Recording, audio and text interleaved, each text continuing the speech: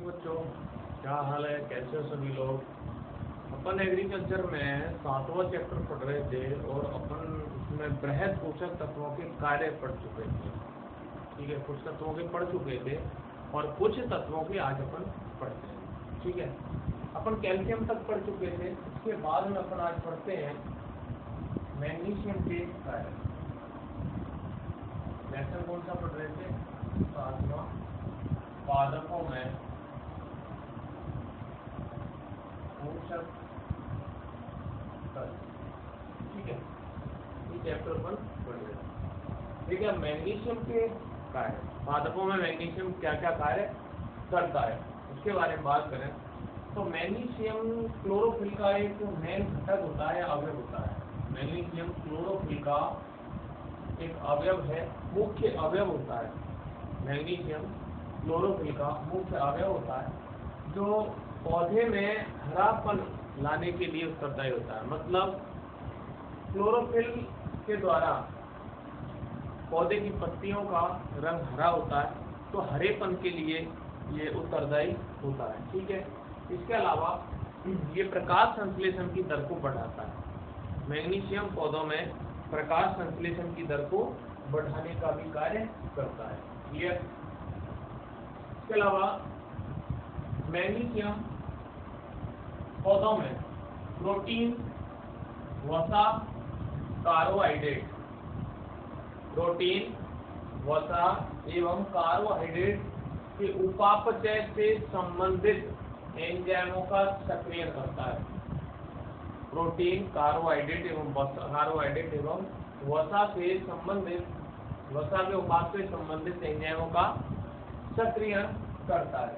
ठीक है, पोषक तत्वों के वहन में, पौधों में मैग्नीशियम पोषक तत्वों के वहन करने में और उनका अवशोषण करने में सहायता करता है। पोषक तत्वों को ले जाने में और उनका अवशोषण करने में सहायता करता है। इसके अलावा बसीय अम्ल और तेलों का संश्लेषण भी मैग्नीशियम के द्वारा किया जाता है। बसीय अम्ल और तेलों का संश्लेषण भी किसके द्वारा किया जाता है? मैग्नीशियम के द्वारा किया जाता है। यह पौधों में शर्करा और स्टार्च के स्थानांतरण का कार्य करता है। पौधों में किसका? एक तो शर्करा का और एक स्टार्च का स्थानांतरण करता है तथा क्रोमोसोम का मुख्य अवयव होता है। क्रोमोसोम गुणसूत्र, ठीक है, गुणसूत्रों का ये मुख्य अवयव होता है। गुणसूत्रों पर क्या पाए जाते हैं? जीन पाए जाते हैं। और जीन क्या करते हैं? जीन एक पीढ़ी से दूसरी पीढ़ी में आनुवंशिक गुणों का स्थानांतरण करने का कार्य करते हैं। तो क्रोमोसोम का ये मुख्य अवयव होने के कारण वंशानुगत गुणों को नियंत्रित करता है। वंशानुगत गुणों को क्या करता है? नियंत्रित करने का कार्य करता है। क्यों करता है? मैं आपको बता ही चुका हूँ। क्रोमोसोम पर क्या होते हैं? जीन। क्रोमोसोम क्या है? गुणसूत्र। ठीक है, और इन पर क्या पाए जाते हैं? जीन। और जीन आनुवांशिक गुणों को, इनको आनुवांशिक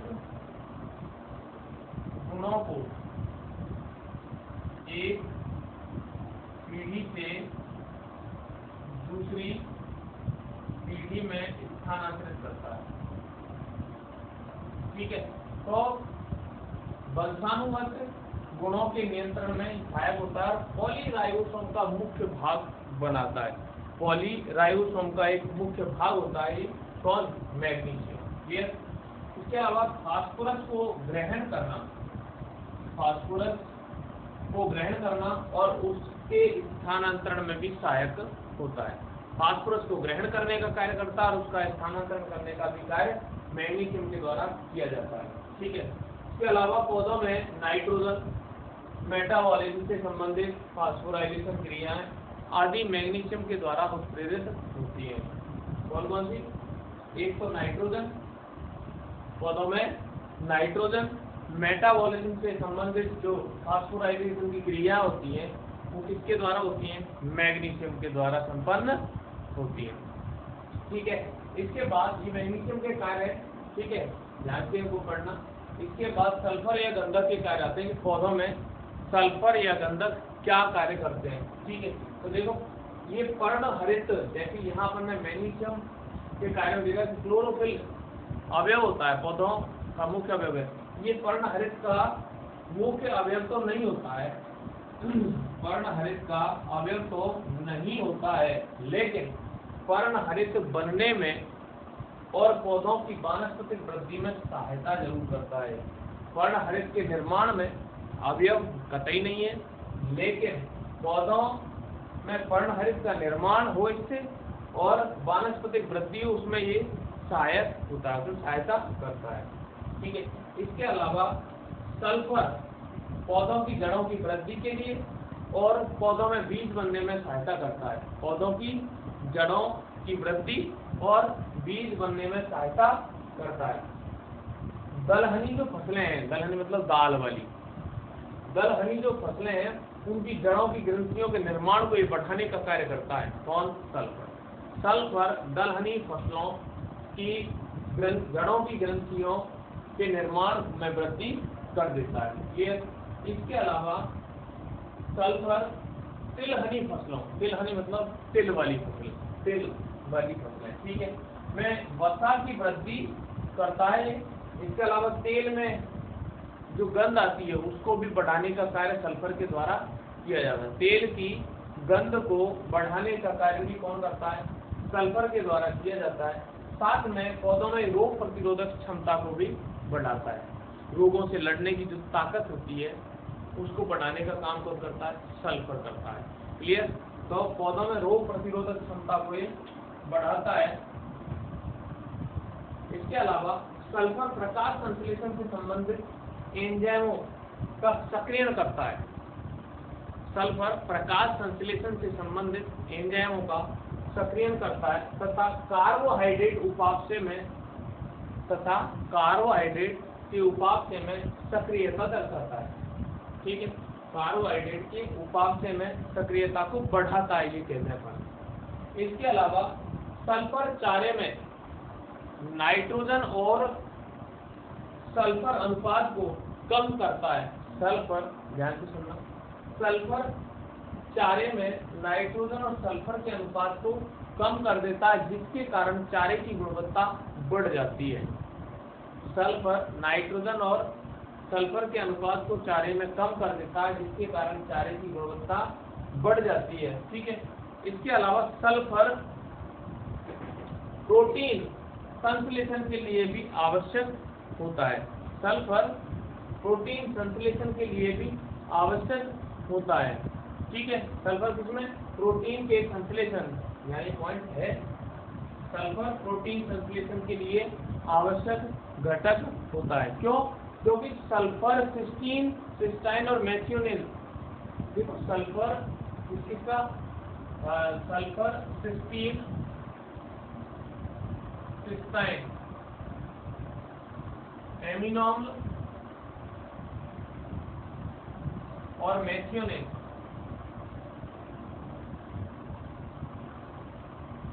इनका अवयव होता है।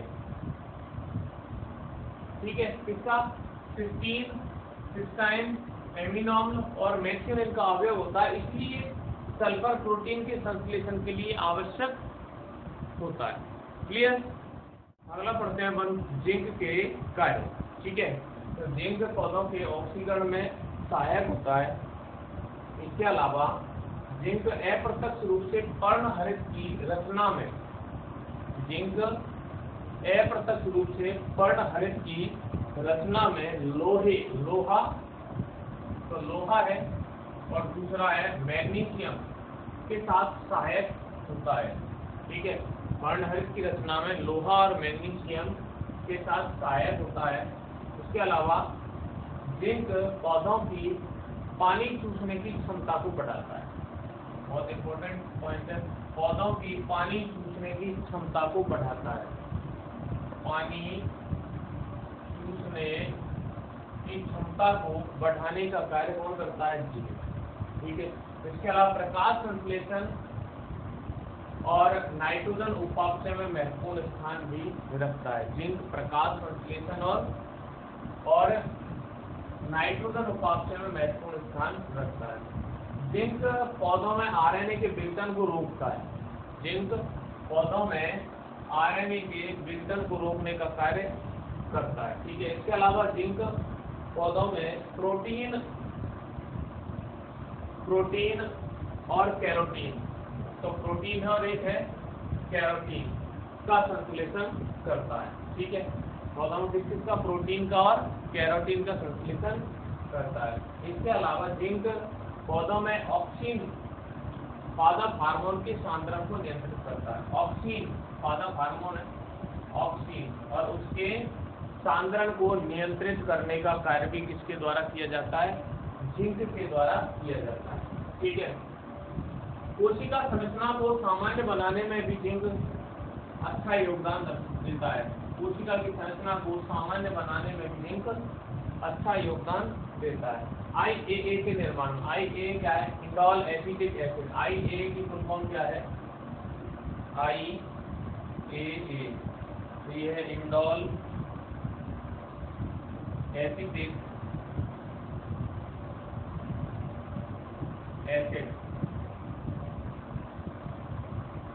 Indole acetic acid. तो IAA का निर्माण करता है। इसके अलावा ट्रिप्टोफैन का भी संश्लेषण करने के लिए इसकी आवश्यकता पड़ती है। ट्रिप्टोफैन के संश्लेषण के लिए भी जिंक की आवश्यकता होती है। जिंक पौधों में इनोलेज, लैटिथिनेज, सिस्टेज एंजाइमों का सक्रियण करता है।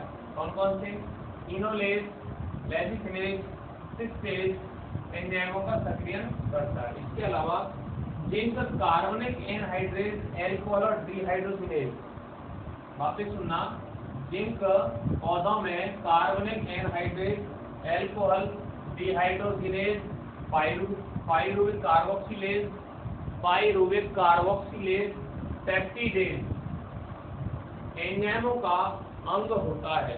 जिंक पौधों में carbonic anhydrase, alcohol, dehydrogenase, pyruvic carboxylase, peptidase आदि एंजाइमों का अंग होता है। ये थे जिंक के कार्य। इसके अलावा कॉपर भी पौधों में बहुत महत्वपूर्ण भूमिका निभाता है।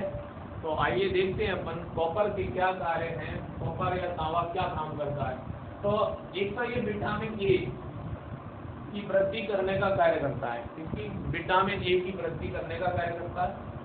दूसरा, पौधों की भी वृद्धि और विकास की क्रियाओं को उत्तेजित करने का महत्वपूर्ण ये कार्य करता है। पौधों में वृद्धि और विकास की क्रियाओं को उत्तेजित करने का यह महत्वपूर्ण कार्य करता है। ठीक है, इसके अलावा फिर यहाँ IA का संश्लेषण, IA का संश्लेषण कौन करता है, जिंक भी करता है और कॉपर भी IA के संश्लेषण का कार्य करता है। इसके अलावा कॉपर आयरन के उपयोग में अप्रत्यक्ष रूप से क्लोरोफिल निर्माण में सहायक होता है। आयरन के उपयोग में अप्रत्यक्ष रूप, प्रत्यक्ष नहीं अप्रत्यक्ष रूप से क्लोरोफिल निर्माण में यह सहायता होता है।